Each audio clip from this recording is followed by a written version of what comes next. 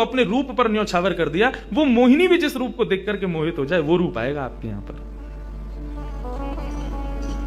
वही सूर्य वृषभानु जी के रूप में प्रकट हुए, और जब वृषभानु जी के रूप में प्रकट हुए, उससे पहले एक राजा के रूप में भी आए थे, तब भी इन्होंने तपस्या की थी, लेकिन ठाकुर जी नहीं पधारे।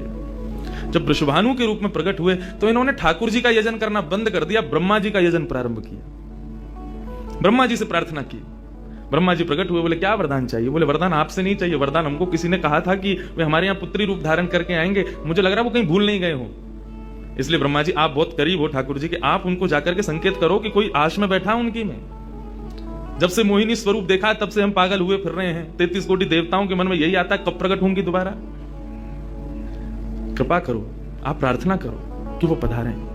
ब्रह्मा जी बोले आपके भजन में इतनी सामर्थ्य है कि ठाकुर जी मना नहीं कर सकते। बोले तो फिर मुझे विश्वास के लिए कुछ तो कह करके जाओ। ब्रह्मा जी बोले मेरी जिम्मेवारी बन जाए, इसलिए चलो इस पर्वत के रूप में मैं विराज चाहता हूं। और बरसाना पर्वत के रूप में श्री ब्रह्मा जी विराज गए। ठाकुर जी आएंगे, मैं जिम्मेवारी लेता हूं, इसलिए मैं ही पर्वत बन के बैठा।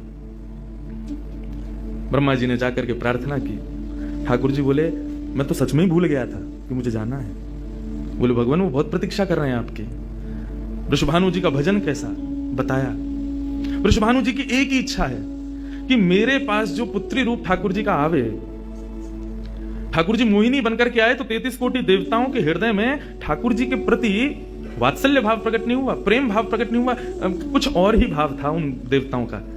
वृषभानु जी कह रहे हैं कि मैं ऐसी पुत्री पाना चाहता हूं जिसको देख करके काम नष्ट हो जाए, काम का भी मर्दन हो जाए, सामने वाले के हृदय में एक दिव्य प्रेम प्रकट हो, निष्काम प्रेम, अनकंडीशनल लव किसे कहते हैं, इसका प्रसाद पूरी दुनिया को देने वाली ऐसी पुत्री मेरे घर पधारे। स्वार्थ सिद्ध प्रेम सब